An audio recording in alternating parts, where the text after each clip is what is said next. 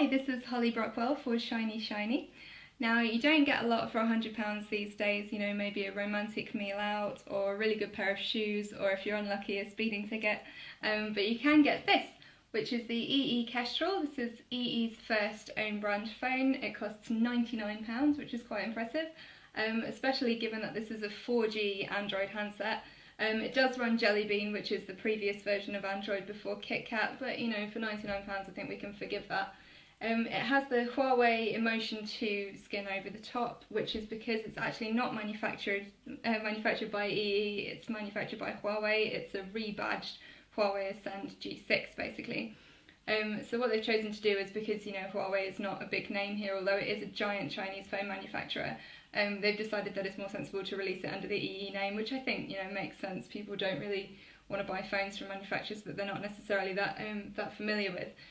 So it does have giant EE branding on the back there, which looks like it's probably going to rub off quite quickly to me. It doesn't look particularly hard wearing.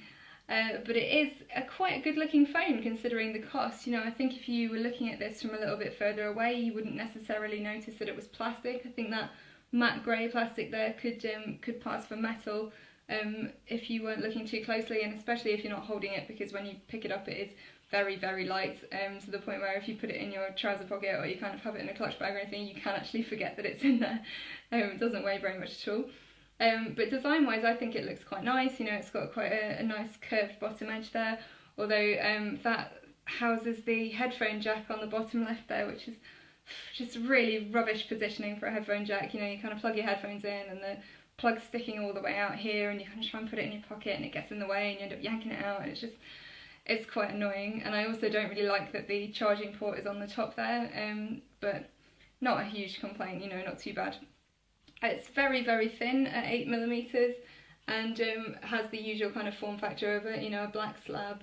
It does only come in this one colourway as well, which is graphite. That's kind of a shame because it arrives in this big, lovely, smiley yellow box, and then your only colour option is grey, which, you know, with other budget phones you do kind of get more of a choice. So I think it's a little bit of a shame that they've gone that way, but again, £99, we're not going to complain too much. So that price makes it one of the cheapest 4G smartphones in the UK. It's up against primarily the Alcatel One Touch Pop S3, which is also sold by EE, which is just a little bit cheaper. There are obviously other cheap 4G handsets around, the Moto G4G, the Nokia Lumia 625, but those are kind of over the £100 mark. The Moto G4G is 150, for example, which is half again the cost of this one, so it's a fair bit more, although you do get better specs, so it depends what's important to you. So it's on the whole, you know, kind of not a bad phone looks-wise. And probably the most surprising thing about it, especially compared with the Alcatel's One Touch Pop S3, is the quality of the screen. It's actually surprisingly good. It's quarter HD, so you know it's not going to blow you away, but it's pretty bright. I mean, this is at half brightness, so I don't blind you with glare, but it's bright. You know, the colours are accurate. Viewing angles are very, very good, and despite how kind of not particularly pretty or sophisticated the Emotion 2 UI is, they have left the Android Easter egg in here, so I can use that to demonstrate the screen for you. Yay, jelly beans! Yeah, so as you can see, it looks pretty good. It's fairly touch responsive, colours come out well. I'm a pretty big fan of that screen, especially compared with the Alcatel one, which is quite sort of hazy and smudgy. I think if you're buying a 4G smartphone as well, if you're that concerned about data, then you're probably the sort of person who's going to be streaming quite a lot of videos, movies and things like that, which means that you do want a good screen. So I think it's a very sensible choice to spend money there rather than elsewhere. Where they have cut back is on the cameras. You know, the Huawei Ascend G6 has an 8MP main camera and a 5MP front camera. This one's only got 5 for the main and 1 for the front facing, but again, still better than the Alcatel version, and not bad camera, although it's a little bit hit and miss. See the full text review for the details on that. One of the main things that they've changed in the UI though is that they've taken out the Android app drawer, otherwise known as the menu, where you kind of access all of your apps.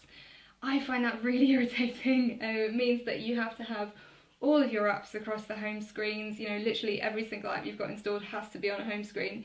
You can organise them into folders, but it's just, it's not a great decision. I think it feels like just being different for the sake of being different rather than actually improving the user experience, and I personally think it makes the user experience considerably worse. So I would quite like to change that. And again, just the appearance is not great. There are a few other themes. There's a simple one that looks quite a lot like Windows Phone, but honestly they don't make it look much better. So if you're particularly bothered about kind of graphic design, then you might not like this one. But for 99 quid, you know, this is not at all bad. I mean, see the full text review for the full details. I've put the link in the description. But yeah, this is not half bad for £100, and definitely better than a speeding ticket.